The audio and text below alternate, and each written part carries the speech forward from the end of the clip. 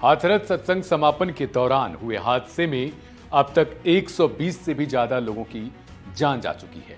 इसके बाद से लगातार प्रशासन शासन पर सवाल खड़े हो रहे हैं। विपक्षी पार्टियां लगातार सवाल खड़े कर रही हैं।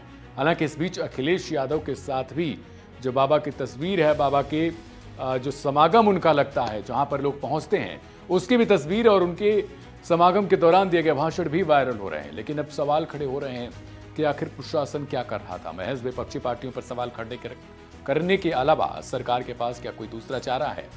जी हां, अब योगी आदित्यनाथ, मुख्यमंत्री योगी आदित्यनाथ जिला अस्पताल में पहुंचे, जहां पर जो पीड़ित हैं, जो घायल में थे, अवस्था में थे, उनका अभी भी इलाज चल रहा है।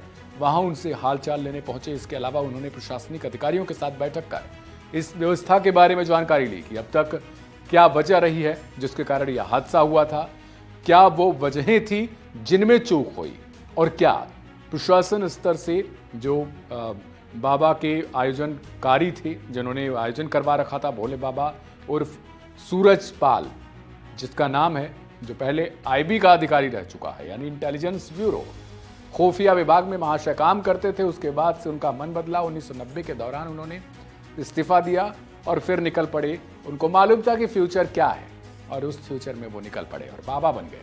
बाबा बनने के बाद से लगातार वो अपना एक समागम लगाने का काम करते थे।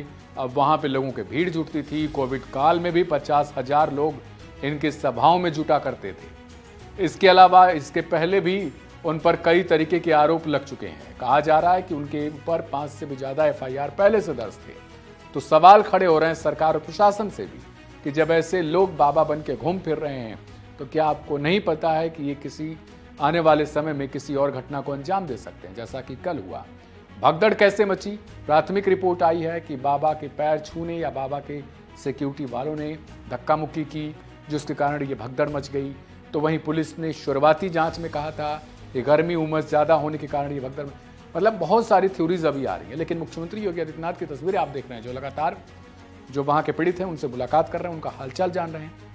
इसके अलावा उन्होंने अस्पताल प्रशासन से कहा कि किसी भी तरीके की लापरवाही, चूक नहीं होनी चाहिए और बर्दाश्त नहीं की जाएगी। फिलहाल हम आपको कुछ तस्वीरें दिखाते हैं जिसमें वो लोगों से बातचीत कर रहे हैं और मिल रहे हैं। देखिए।